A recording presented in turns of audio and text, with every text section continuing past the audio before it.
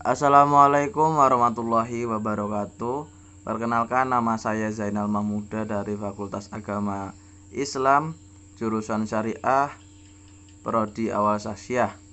Di sini saya akan mempresentasikan tugas pendidikan kewarganegaraan yang dibimbing oleh dosen Bapak Yasin Arif. Dan langsung saja menuju tugasnya, yaitu yang pertama, menurut saudara, apakah Indonesia sebagai negara sudah sesuai dengan tujuan ideal sebuah negara? Menurut saya belum, karena masih banyak angka kemiskinan dan korupsi dan ketidakadilan di negara ini.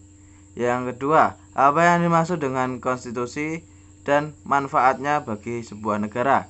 Konstitusi adalah segala ketentuan dan aturan tentang ketatanegaraan, undang-undang dasar, dan sebagainya. Manfaatnya yaitu: 1.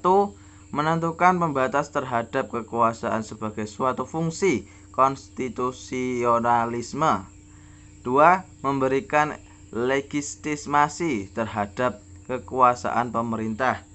Yang ketiga yaitu sebagai instrumen untuk mengalihkan kewenangan dari pemegang kekuasaan asal, baik rakyat dalam sistem demokrasi atau raja dalam sistem monarki, kepada organ-organ kekuasaan negara. Yang ketiga, apa yang harus dilakukan bangsa Indonesia untuk melestarikan Pancasila sebagai perekat nasional?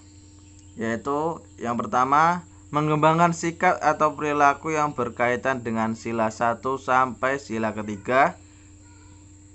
Yang kedua, menjadikan Pancasila sebagai ideologi negara dalam diri masing-masing. Jadi kita itu menanamkan ke diri kita masing-masing ideologi Pancasila dan kita terapkan di kehidupan.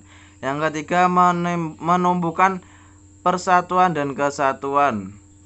Langsung lanjut ke nomor 4. Pengertian apa yang terkandung dalam pernyataan pemerintahan dari rakyat untuk rakyat dan oleh rakyat?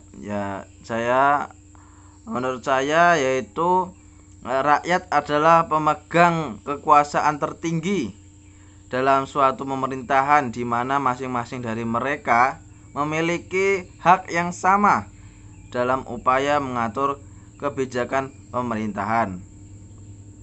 Dan kelima yaitu mengapa otonomi daerah menjadi pilihan bangsa Indonesia dalam penyelenggaraan pemerintahan di daerah.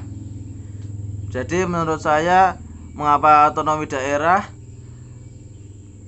dapat dipilih bangsa Indonesia dalam penyelenggaraan pemerintahan di daerah, yaitu karena di daerah punya kekayaan dan keberagaman sendiri, sehingga layak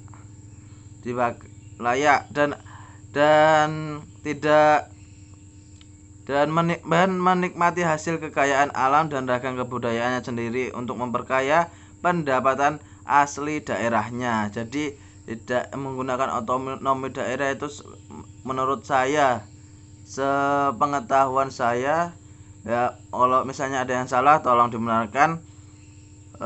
Jadi dari daerah itu sendiri memanfaatkan kekayaan kebudayaannya dan digunakan untuk keuntungan di daerah itu sendiri.